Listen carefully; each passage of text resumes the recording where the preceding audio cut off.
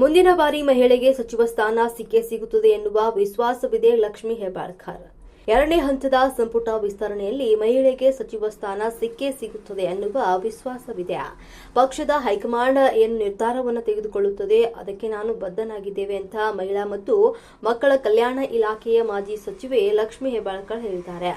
ಮಾಧ್ಯಮದ ಪ್ರಶ್ನೆಗೆ ಉತ್ತರಿಸಿದ ಅವರು, ಸರ್ಕಾರದಲ್ಲಿ ಯಾವುದೇ ಗೊಂದಲಗಳಿಲ್ಲ. ಮುಖ್ಯಮಂತ್ರಿ ಡಿಕೆ ಶಿವಕುಮಾರ್ ಹಿರಿಯರಾಗಿದ್ದಾರೆ ಮತ್ತು ಸಮರ್ಥರಾಗಿದ್ದಾರೆ. ಎಲ್ಲರನ್ನ ವಿಶ್ವಾಸಕ್ಕೆ ತೆಗೆದುಕೊಂಡು ಸರ್ಕಾರ ನಡೆಸಲಿದ್ದಾರೆ ಅಂತ ಹೇಳಿದ್ರು.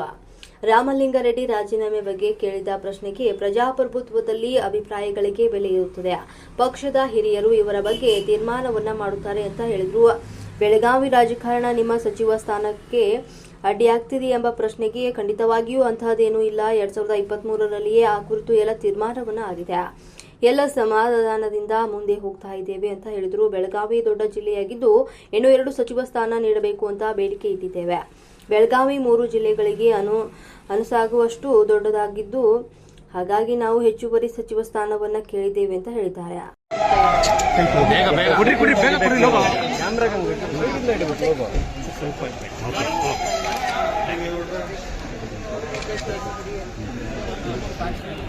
ಮಹಿಳಾ ಕೋಟ ಇನ್ನೂ ಖಾಲಿ ಇದೆ, ಹೀಗಾಗಿ ನಿರೀಕ್ಷೆ ಇದೆಯಾ?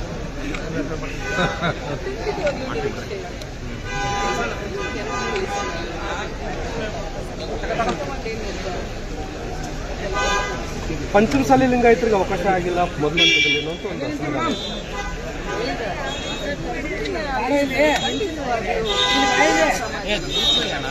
ಲಿಂಗಾಯತ ಎಷ್ಟು ಸಚಿವ ಸ್ಥಾನ ಸಿಗಬಹುದು?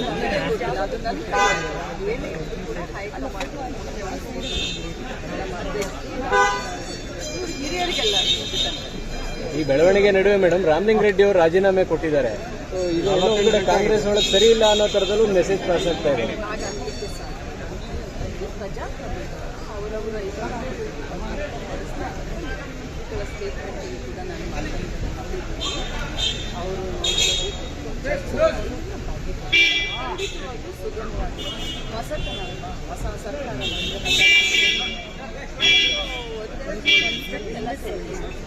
ಡಿಕೆ ಶಿವಕುಮಾರ್ ಅವರಿಗೆ ಸೀನಿಯರ್ ಸವಾಲಾಗಿದ್ದಾರೆ ಅಂತ,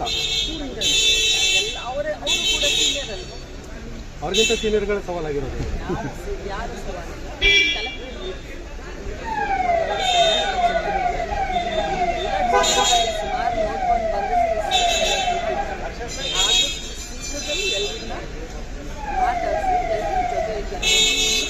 ಬಟ್ ಈಗ ಮೇಡಮ್ ಅದು ರಾಜೀನಾಮೆ ಕೊಡುವ ಹಂತ ಹೋಗಬಾರ್ದಾಗಿತ್ತು, ಅದನ್ನ ಮೊದಲೇ ತೀರ್ಮಾನ ಅಂದ್ರೆ ಸಮಾಧಾನಗೊಳಿಸಬಹುದಾಗಿತ್ತಲ್ಲ ಅಂತ ವಿಚಾರ ಇದೆ.